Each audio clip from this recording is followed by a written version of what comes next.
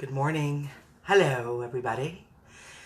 Welcome to Courageous Conversations, and I'm very happy to be here. And wow, I'm looking outside over the 20th floor of Toronto, and it's got a dusting of white snow over everything. So I want to just do some sharing so that you can join us on the journey. Hi, John. Nice to have you along for the ride. And also everyone who comes along, if this subject resonates with you, please share, because we have some good things we want to talk about. So let's just get on with this. Hi, Jimmy. Nice to see everyone who's coming on. It's a joy to have folks join on the journey. Hi, Taylor. So perfectionism. Perfectionism is a perfection is a beast sometimes. And I absolutely am a recovering perfectionist in many, many ways. I'm just doing a little bit of sharing, which is why my eyes are a bit distracted. But as we are on this journey together, and if you feel that this topic resonates with you, I would love it if you share and see if that resonates. And here I go. Share. The thing about perfectionism that I have learned, hi Linan, nice to see you, hi Roberta, that I have learned, because when I do these, just as an example, these lives that I do, when I first started them, I was very sort of perfectionistic, and I would start and I would re-begin and go again, and it wasn't good enough, and these types of things. Good morning, Linan.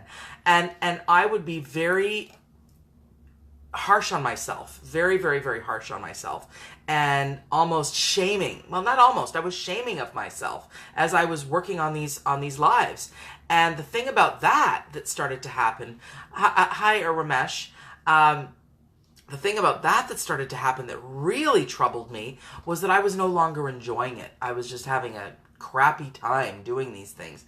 Yet I knew that my calling was to, no matter how I sliced it or diced it, I needed to absolutely give of myself in this way. I needed to do that, and Courageous Conversations was the methodology that I thought would absolutely be fun for me, fun for people, and also useful for the planet in some way, which is really what it's all about. So how it became better for me is I basically convinced myself that it was one and done. Put it out there, let it go. Put it out there, let it go. Put it out there, let it go. Don't think about it. Don't look back. Blinders.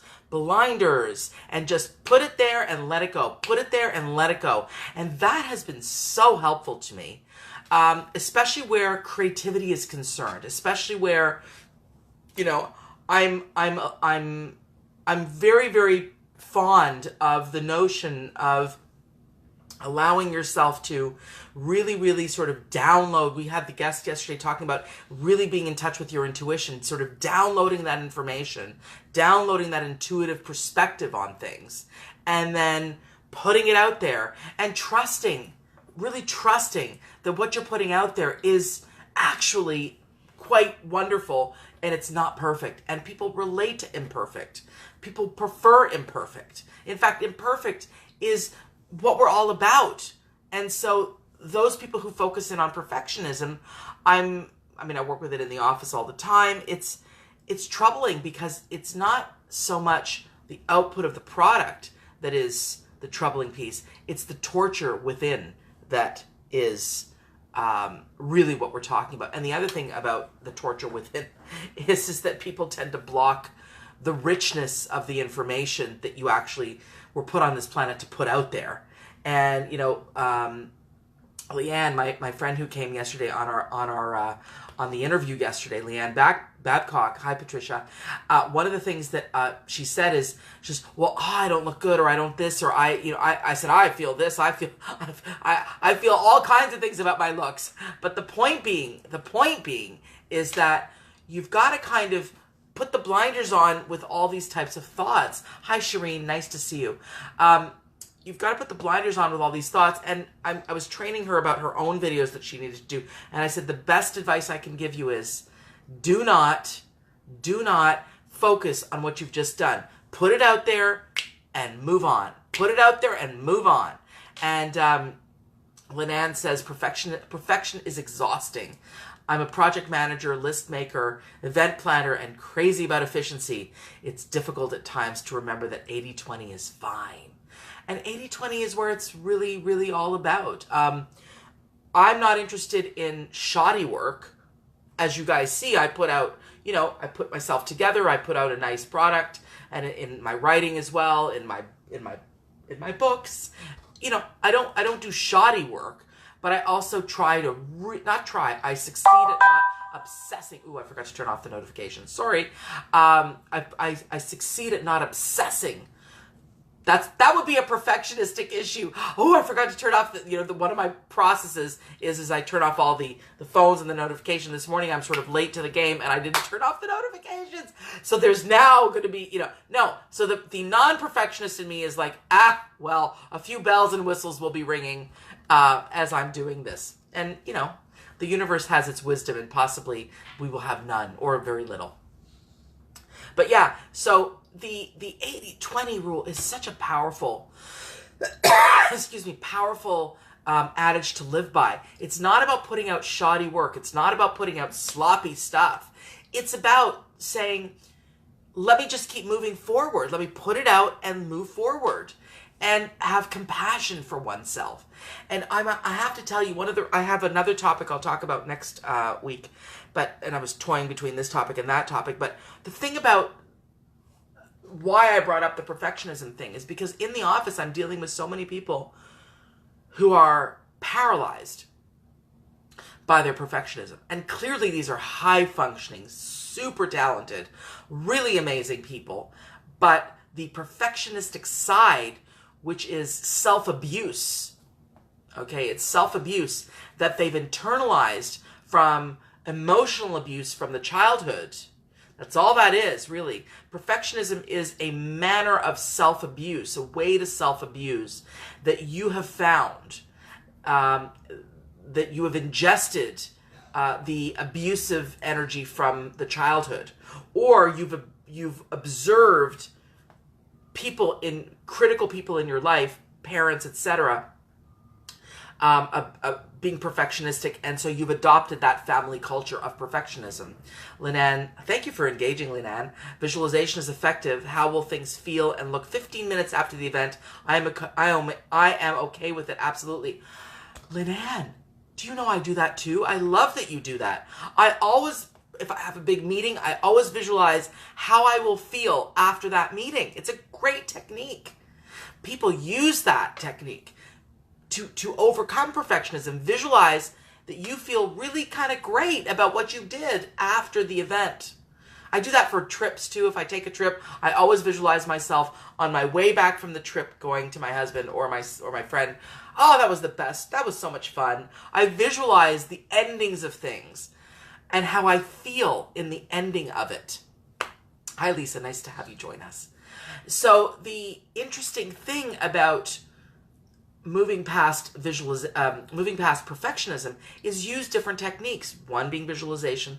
The other one is the one and done. Just put it out and let it go. Put the blinders on, put it out, let it go. Do not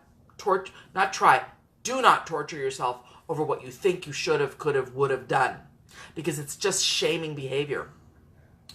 Another technique I feel that's really, really important is in the overcoming of perfectionism is to stop the self-importance of things sometimes, or stop nothing's precious. It doesn't have to be precious. It can just, in other words, these lives are very important to me, and many people get a lot out of it. I get a lot of messaging that they love it, but it's not precious. It's just, I put it out there.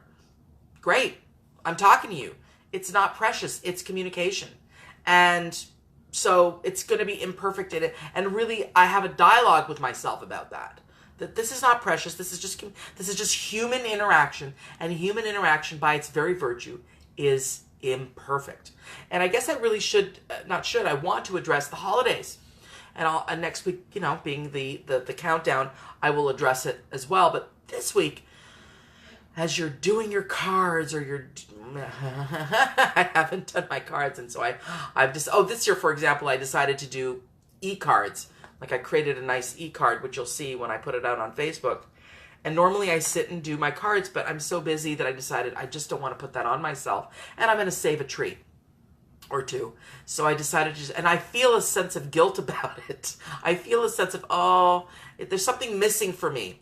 And I'm going to talk more about this notion at another video about, I have a feeling of missing out on what I normally do. Yet at the same time, I've got the joy of missing out. And I feel like, because I'm tired, so I would rather not add that duty to that perceived duty to my list. So I've got at the same time the fear of missing out and the joy of missing out. And over the holidays, as you take stuff off your plate because you might be tired, or you might be, streamlining some of the stuff that you do, or you want to save a tree, be okay with the fact that you're going to have conflicting feelings about things. You're going to feel all at once, you're going to feel happy that you've done that particular self-care move, but on the other hand, you might feel like you're missing out as well. So when you're working on, hi Diana, nice to have you join us. When you're working on these holidays, the perfectionism piece can destroy a joy of the moment with what's really important, which is time with friends and family, or just relaxing time, or creative time that you might want to spend with yourself. And so try and understand that there are many emotions that will show up as you are self-caring or as you're doing the holiday experience, and to just flow as you would a cork in the ocean. Just flow with the waves. Just be the bobbing cork in the ocean that goes, here, and just observe yourself. Here we go. I'm feeling kind of sad that I'm not doing the cards, but that's okay. That's a time, but at the same time, I'm glad that I'm not putting that pressure on myself. But, I really feel sad that, or I feel, maybe sad is one of the words, or insecure or whatever, that people might miss my card, but at the same time, they'll understand. And it's this moment of just bobbing buoy with the waves. Be the cork. Hi, Dwayne. Nice to have you join us. Be the cork. And that tends to, if you develop that attitude through your life, you're going to find that there's going to be a more relaxed relationship with life, a more relaxed experience with life, in which you're not so merciless on yourself, in which you're not so perfectionistic on yourself, in which you allow for the humanity of life to just be. And these holidays, resolve to have them be peaceful. Resolve that they will not be perfect. Resolve that they will be what they will be. Resolve that it is okay no matter what. Resolve that the most important thing is that you allow for humanity to come through. That's all I'm saying. And one and done. Meal and gone. Put the meal out, let it go. Let it go. Put the gift out, let it go. Put the thing out, let it go.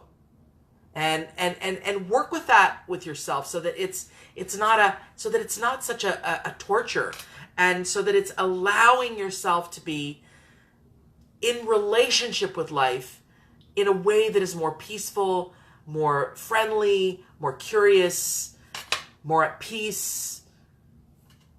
The witness versus the controller. I mean, I am a recovering perfectionist controller, so everything I'm talking to you about, secret, is what I have to constantly practice myself. Okay? So I hope you get a lot out of this. And two things. Share the video if you feel this resonates with you and you want other people to hear it. And also join my group, Courageous Conversations. I would love to have you be in my group, because we are 600 and change people, and we're sharing good things and allowing for, and it's a closed group, so people can have the privacy to reveal their innards. And Lynn Ann says, I needed this today, driving my husband crazy about housework for our holiday party. LOL. Well, I can relate. Lynn Ann, I can totally relate. But you know what? People don't really give a crap. That's the truth. The minimums need to be okay. The bathroom needs to be clean, but clean after the party. Once everyone's made a mess, right? Clean after the party. Or better yet, hire someone. That's a good way. Hire someone to clean. So I just want to wish you guys an amazing evening and day. Stay positive. Take your vitamin D. Take your vitamin D. Take lots of vitamin D. I've read some really good studies that, large doses of vitamin D really prevent colds and help to strengthen your immune system. So take your vitamin D, because it's a dark one out there, folks. It's a dark one out there. I'm almost tempted to take my phone and show you. Okay, I'm going to show you my view. I'm doing it. What the hell? So not perfect. Whatever. Have a look, everybody. Have a look at the view and the darkness. All right, guys. Have a great, let me just put this back here. Have a great day. Have a beautiful time. And I will catch you again on Tuesday for another courageous conversation. Blessings, and be well, and have a courageous conversation with yourself and someone else. All right. Bye for now. And for goodness sake, drop the perfectionism.